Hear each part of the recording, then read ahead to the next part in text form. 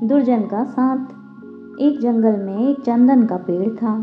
एक तरफ बाकी सब पेड़ थे जो समूह में थे, झुंड में थे, वहीं यह चंदन का पेड़ था जो अकेला था।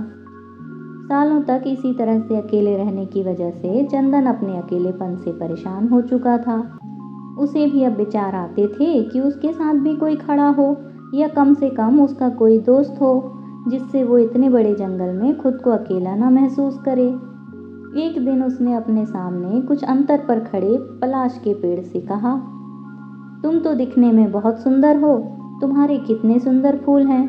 मुझे पता है तुम्हारे कई सारे मित्र होंगे, लेकिन अगर तुम चाहो तो मैं भी तुम्हारा मित्र बनना चाहता हूँ।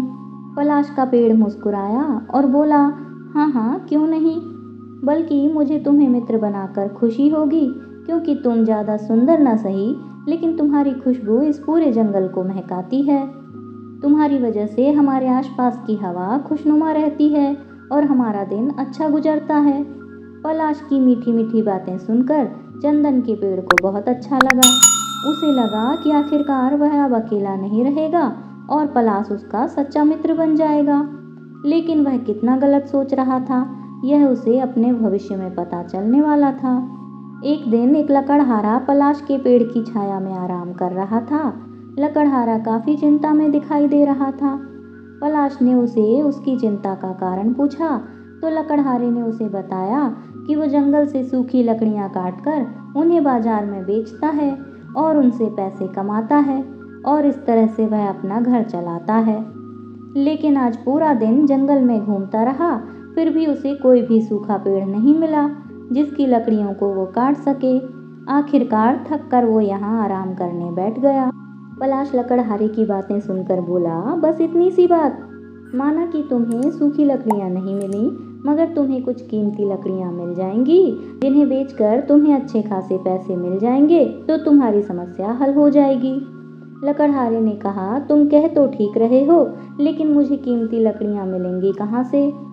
पलाश के पेड़ ने लकड़हारे को अपने सामने कुछ दूरी पर वही चंदन का पेड़ दिखाया जिससे उसने थोड़े दिनों पहले ही मित्रता की थी। लकड़हारा तुरंत चंदन के पेड़ के पास गया और उससे थोड़ी लकड़ी काट ली। चंदन का पेड़ पलाश की धोखेबाजी से काफी दुखी हो गया। उसने सोचा कि उसने पलाश की ऊपरी सुंदरता देखकर उससे दोस्ती की, इससे अच्छा वह उसको भीतर से जानने के बाद दोस्ती करता तो अच्छा होता। उसने सोचा पलाश के पेड़ को इस धोखेबाजी का जवाब देगा। लकड़हारे ने लकड़ियां तो काट ली थीं, लेकिन वह कुछ सोच रहा था और चिंतित दिखाई दे रहा था। चंदन के पेड़ ने उससे पूछा, अब क्या हुआ, तुम्हें तो लकड़ियां मिल गई हैं, फिर क्यों चिंता में हो। लकड़हारा बोला, मुझे लकड़ियां तो मिल गई हैं, लेकिन जल्दबाजी में मैं घर से रस्सी लाना ही भूल गया हूँ। अब मैं ये लकड़ियां कैसे अपने घर तक ले जा पाऊंगा। चंदन के पेड़ को जल्द ही पलाश से बदला लेने का मौका मिल गया। चंदन ने लकड़हारे को कहा, इसमें क्या समस्या है, तुम वह जो सामने पलाश का पेड़ है उसकी जड़ें निकाल लो। वह जड़ें काफ़ी अच्छी रस्सी की तरह मजबूत होती हैं।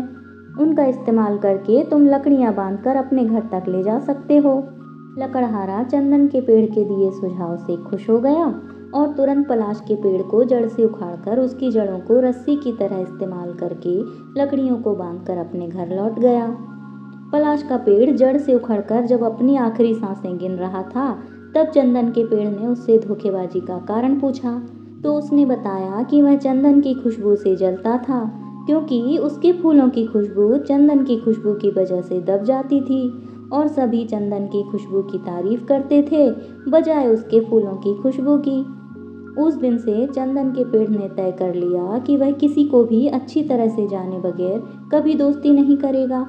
उसे ये भी समझ में आ गया कि दुर्जन के साथ से अच्छा तो अकेला रहना ही होता है।